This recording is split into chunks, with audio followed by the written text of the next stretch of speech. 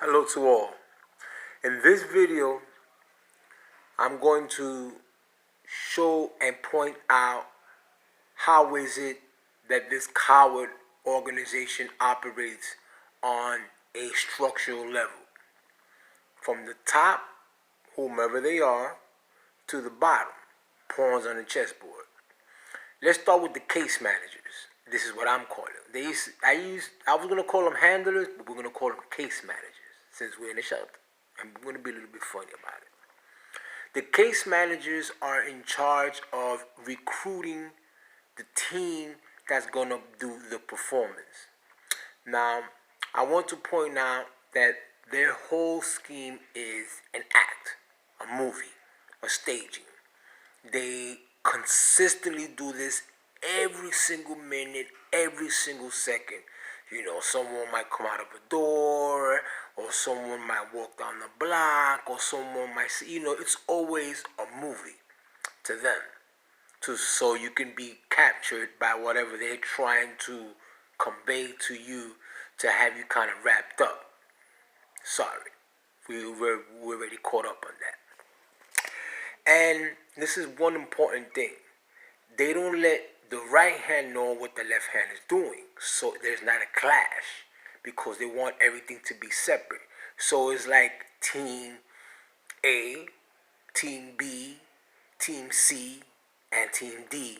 They could be all in the same structure or in the same hotel shelter, but they don't know what's going on because they all individually have their own tasks to perform against me, which is their targeted individual. So they could send team A is probably guys that sleeping here with me to do one thing, probably to harass me or to do something to get me out of my character. Then they will have team B, which is the security team, okay? To say something, do something, act funny, look at me funny, to once again throw me off. And then I have team C, someone from another floor come and hey, how you doing? And be nice and be, cordial and be all happy. So you have 3 or 4 different teams coming at you with 4 different case managers instructing them on how to come at me to consistently keep me like confused. Is it right? I know. I already know. I learned it. I learned it the hard way. The best way for you to do this is don't trust nobody. I don't trust my mother. I don't trust my sisters. I don't trust no one. I look at everyone, hi, how are you? But you're not cool. I don't care who you are. Because the way that they've based this little cowardly thing with them is that you have to be very, very observant. For example, just recently, I downloaded an app on my phone called Call Record. That means that all phone calls that are made in and out can be recorded. Stupid me, I deleted it. I made a call in the Schwartz Assessment Center. This is a homeless men's assessment center where they, from there, DHS sends you to whatever shelter or, whatever the case reason might be. The Social Security Administration made an appointment with me on December 24th at 9:30 a.m. Ladies and gentlemen, 9:30 a.m. I go. This is at 800 Concourse Village West in the Bronx, where is my, area SSA office. When I get there, there's a sign that says office closed. Let me repeat this. On the phone, spoke to a gentleman, strictly said, the only appointment I have is at 9:30. You better be there because the next one is in January. December 24th, 2019 at 9:30. When I get to the building, it's closed. Really loved it. I know where that came from.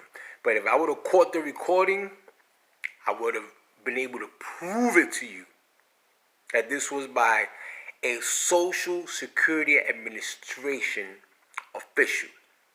Now, I've been going back and forth to the Social Security Administration building to get my SSI going because I'm legally blind in my left eye, amputated, diabetes. I got a couple of things which I'm not proud of, but this is what's afforded because I pay my taxes.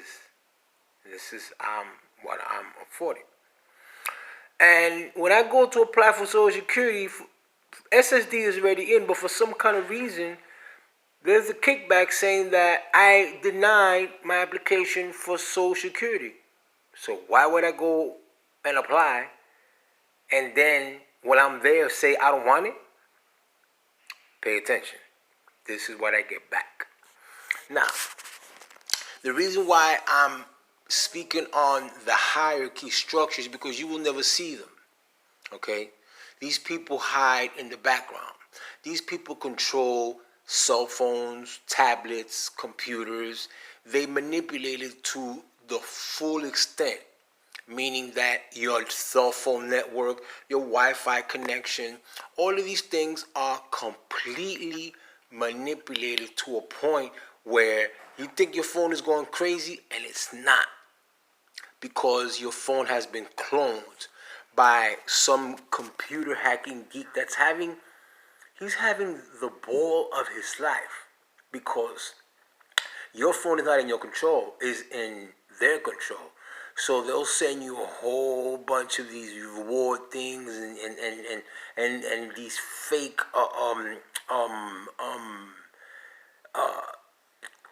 things like reward cards that you can prescribe to, and they'll make you go crazy on the phone that you think you actually gonna get this card, and they just manipulating it and from because their goal is to have fun. Their goal is to drive you up the walls. Their goal is to take you off the ball, which is paying attention to what they're doing.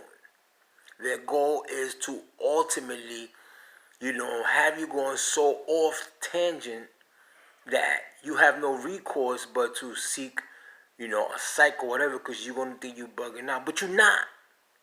Because I'm here to help you see that you're not. Okay? These people have tried to say that I'm schizophrenic, that I'm bipolar, blah, blah, blah. These people have secretly given me, without my knowledge or approval, a bipolar disorder medication called Risperdal. And they've tried in every case in point to get this whole mental thing. I've been admitted, if you don't believe, ladies and gentlemen, to Brunswick Men's Mental Institution, to the Legacy Department, which is supposed to be the worst department. Not over here. I'm from New York. I'm a roughneck. Okay? I don't like to profess that, but you gotta come a little bit hard on me.